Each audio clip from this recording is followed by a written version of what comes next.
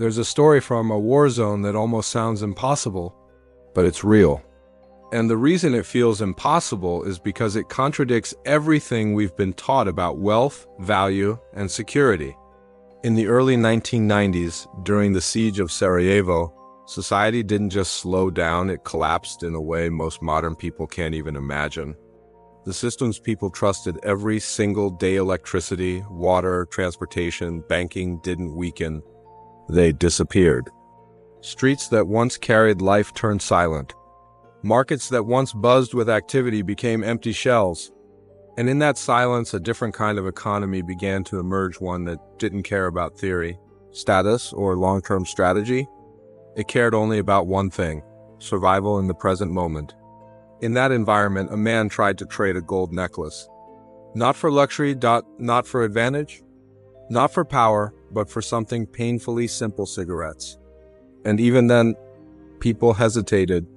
That hesitation is the part that matters most, because it reveals a shift that most people never prepare for. In that moment, gold, the ultimate symbol of wealth across centuries, the asset people run toward in times of fear, lost its immediate power. Not because it had no value, but because it could not solve the problem people were facing right now. And in a collapsed system, right now is all that matters. That single moment exposes something deeply uncomfortable. Value is not fixed, it is not permanent.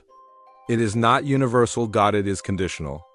And yet, we grow up believing a very simple rule, almost like a law of nature.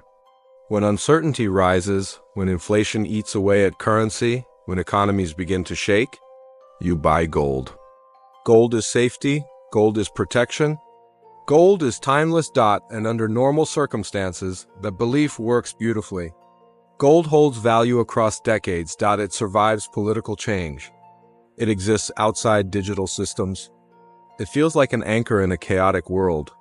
But hidden inside that belief is an assumption so deeply embedded that most people never even notice it. The assumption is that the system itself will continue to exist, that markets will still function, that people will still recognize and agree on value, because gold, like all assets, does not exist in isolation. Its value is not inherent, it is recognized. And recognition requires a system. It requires stability, communication, and shared trust. Without those, even the most valuable asset can become temporarily irrelevant. This is where history becomes far more important than theory. Because theory lives in stable environments, history lives in reality. And when you study real collapses, not slowdowns, not recessions, but true breakdowns, you begin to see a completely different pattern emerge. In Venezuela, when hyperinflation destroyed the currency, the economy didn't just stop, it transformed. People didn't walk into markets with gold coins to buy bread. They didn't rely on abstract stores of value. Instead, they returned to something far more direct. Fishermen traded fish for rice. Doctors treated patients in exchange for food. Mechanics repaired engines for fuel or spare parts. The system didn't vanish, it regressed. It moved backward into a simpler, more primitive structure where value was no longer based on rarity or long-term preservation, but on immediate usefulness. And this shift is critical, because it reveals something most financial education completely ignores. There isn't just one economic reality. There are multiple layers, multiple states, and each one follows a different set of rules. The first state is stability. This is the world most people know. Currency works, markets function. Value is abstract and can be stored, transferred, and multiplied. In this system, assets like stocks, real estate, and gold perform exactly as expected because trust exists. The second state is transition. This is where cracks begin to appear. Prices become unstable, access becomes inconsistent, trust begins to weaken, and during this phase, confusion dominates. People still rely on old systems, but those systems are no longer reliable. And then comes the third state, the one almost no one prepares for. The post-collapse survival system. Here, everything changes. Strategy disappears. Survival takes over. Value becomes entirely practical, and the rules that once governed wealth are replaced by a much simpler equation. Can this help me right now? This is exactly where the idea of the Amish hedge becomes powerful. Because it is not about predicting collapse. It is not about fear. It is about structure. It is about designing a life that does not fully depend on fragile systems. If you observe the Amish community closely, you'll notice something that at first seems unusual, but is actually deeply strategic. They are not disconnected from reality. They are insulated from certain types of risk. Their lifestyle is intentionally designed around local production, practical skills, strong community networks, and minimal reliance on complex infrastructure. They grow their own food. They build what they need. They repair instead of replace. They operate within a system that is largely self-sufficient. And because of that, when external systems experience stress, their internal system continues to function. Their lives don't collapse with the outside world, they remain stable. Now compare that to modern society. Most people today are deeply dependent on systems they neither see nor control. You rely on banks to access your own money. You rely on global supply chains to access basic food. You rely on electricity, logistics, and digital networks for nearly every part of your daily life. Your survival is no longer based on your capability. It is based on system continuity. And this creates a hidden vulnerability. Because when the system works, this dependency feels like efficiency.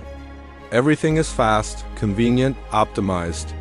But when the system fails, that same efficiency reveals itself as fragility. And this is why gold becomes misunderstood. Not because it lacks value, but because its value is phase-dependent. In a stable system, gold is a powerful store of value. In a recovering system, it becomes a tool for transferring and rebuilding wealth. But in a collapsing system, it becomes temporarily disconnected from immediate needs. Because during collapse, time itself changes. People stop thinking in months or years. They think in hours, in days. And in that compressed time frame, utility always wins. This leads to one of the most important but rarely discussed concepts in financial survival, the time horizon of value. Gold operates on a long-term horizon. It preserves wealth over time. Utility operates on a short-term horizon. It solves problems instantly. And in survival situations, the short-term always dominates. This is why seemingly insignificant items suddenly become incredibly valuable. A lighter becomes more valuable than a gold ring. A bottle of clean water becomes worth more than cash. Basic medicine becomes priceless. These are not exaggerations. They are patterns repeated across different countries, different cultures, and different time periods. Because when systems collapse, value returns to its most fundamental form, the ability to solve immediate problems. But the Amish hedge goes even deeper than this. It is not just about what you own. It is about what you can do. Because the most valuable asset in any system is not an object, it's capability. If you can grow food, you create value regardless of the system. If you can repair tools, you create value.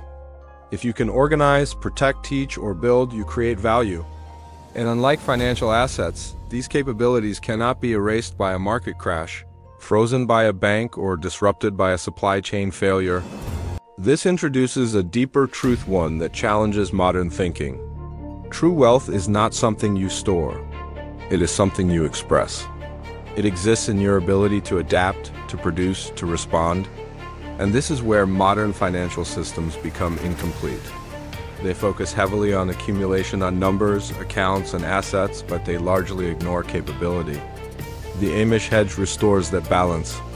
It emphasizes skills because they are permanent, tangible assets because they are usable, land because it produces community because it multiplies resilience, and adaptability because no system remains unchanged forever. And this is where the idea becomes even more powerful. Because this is not just about surviving collapse. It's about positioning yourself intelligently across different possible futures. Most people place themselves entirely inside one system. They optimize for growth, efficiency, and returns. They assume continuity. And that assumption works. Until it doesn't. The Amish hedge doesn't reject modern systems. It simply refuses to depend on them completely. It builds a parallel layer of safety net that functions even when everything else stops. And this brings us back to gold. Because gold still matters, it still plays a critical role. But only if you understand when it matters. Before collapse, it protects against inflation and currency devaluation. During collapse, it becomes secondary to survival. After collapse, it becomes powerful again as systems rebuild and trust returns. So the real strategy is not choosing one asset over another. It is understanding sequence timing, context knowing which form of value matters in which phase. And this is where most people fail, not because they are wrong, but because they are incomplete. They prepare for stability but ignore disruption. And history shows that systems don't fail slowly forever. They reach a tipping point where small cracks suddenly become visible. And when that happens, change is not gradual, it is immediate. Today's world is more complex than ever. Financial systems are deeply interconnected. Supply chains stretch across continents. Digital infrastructure controls access to money, information, and resources. This complexity creates incredible efficiency, but it also creates hidden fragility. Because the more interconnected a system becomes, the more sensitive it becomes to disruption. This doesn't mean collapse is inevitable, but it does mean something far more important. Resilience is no longer optional. It is essential. And maybe the most important realization of all is this: we've been trained to measure wealth in numbers. Bank balances, investment portfolios, market valuations, but these are not wealth. They are representations of wealth. And representations only function as long as the system supporting them exists. When that system disappears, what remains is reality. And reality asks a very simple question: what can you do? What do you have? What can you provide? Because in the end, survival is not about predicting the future perfectly. It is about preparing for multiple possibilities. It is about understanding that value is fluid, not fixed. And maybe the real lesson of the Amish Hedge is not about avoiding gold or rejecting modern systems. It's about seeing value at a deeper level, understanding that wealth is not just what you store, it's what you can sustain. Because when everything else disappears, when systems fail and assumptions break, the only thing that truly matters is what still works. And that leads to one final, uncomfortable question, one that most people avoid until they are forced to face it. If the system stopped tomorrow, what would still have value? In your hands?